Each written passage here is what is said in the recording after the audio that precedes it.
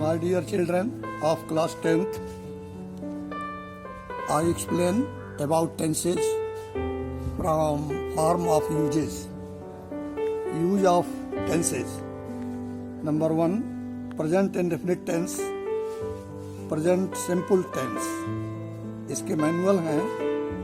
प्रयोग करने के लिए, इस टेंस में प्रयोग करने के लिए क्रिया के बेस फॉर्म का प्रयोग निम्नलिखित दशाओं में किया जा सकता है। सत्य या आदत प्रकट करने के लिए।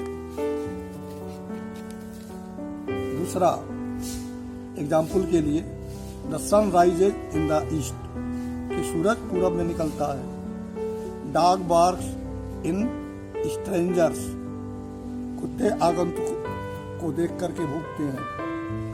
Water boils at 100 degree centigrade.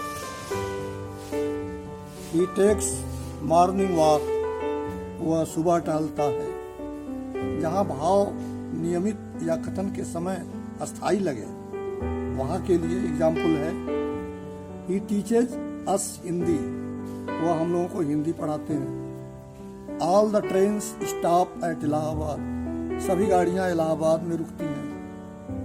कुछ विशेष रूप में एडवर्ब्स के साथ आदत प्रकट करने के लिए एग्जाम्पल है, he always goes to school late, यानी वो सदैव विलंब से स्कूल जाता है। ही ऑफन स्मोक मच, वो प्राय अधिक धूम्रपान करता है। इस तरह से present indefinite tense singular subject के साथ क्रिया बेस फॉर्म में यस या यस लगा दिया जाता है, और नेगेटिव तथा इंट्रोगेटिव बनाने के लिए डू या डज का प्रयोग कर दिया जाता है। और इसका एक्सरसाइज आप ले लीजिए और घर से करिएगा।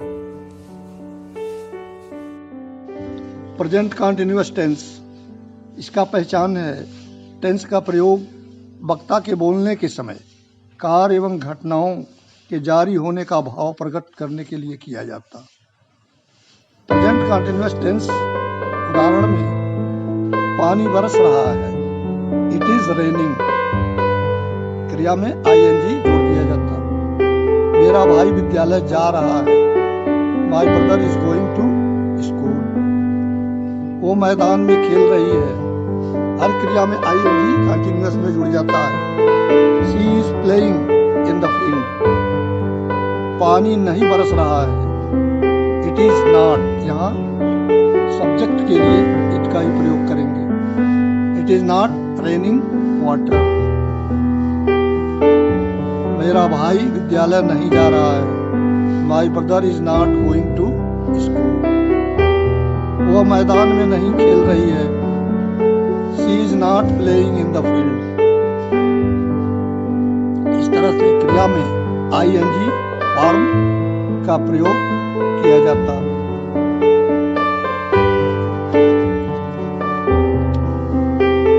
होमवर्क आप लोग कर लीजिएगा, दिया जा रहा है।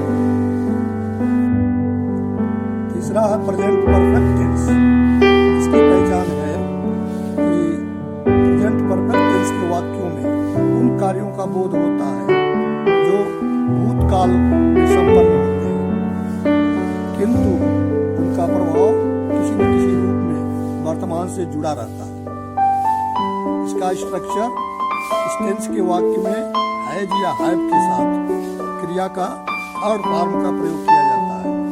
जैसे, मेरे पिता ने ताज देख लिया है, my father has seen the Taj, मैंने कल रात से उसे नहीं देखा है।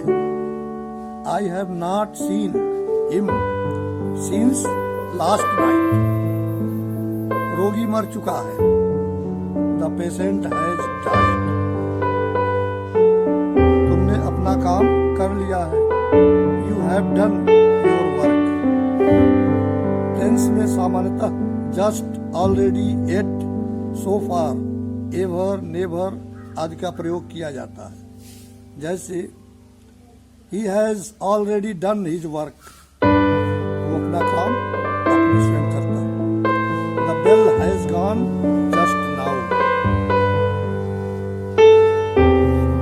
इसका भी एक्सरसाइज चौथा जो है प्रेजेंट परफेक्ट कंटिन्यूअस, परफेक्ट भी है और कंटिन्यूअस भी है।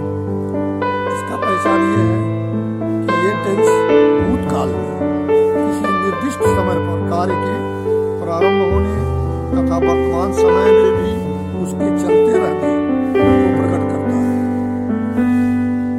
ये टेंस किसी कार्य के अनवरत लगातार रूप से होने का भाव प्रकट करता है। निम्नलिखित उदाहरण को देखें। He has been waiting for you since 5 o'clock। वो 5 बजे से तुम्हारा इंतजार कर रहा है। He has been waiting for you since 5 o'clock। वे 6 माह से अंग्रेजी सीख रहे हैं। They have been learning English for 6 months। इस टेंस के वाक्यों में क्रिया का रूप has या have been और ing जुड़ा रहता है। समय की अवधि प्रकट करने के लिए since point of time, for के लिए period of time। point of time और period of time में अंतर है, इसको ध्यान दीजिएगा कि समय प्रकट करता है, सामान्यतः प्रयोग किए जाते हैं इसके लिए पॉइंट ऑफ टाइम और period of time. Period of time के लिए फॉर लगाएंगे और पॉइंट ऑफ टाइम के लिए सीन्स लगाएंगे। जैसे 6 महीने से वे 6 माह से अंग्रेजी सीख रहे हैं। 6 माह पर्टिकुलर खाली माह का दिया है, टाइम फिक्स नहीं है।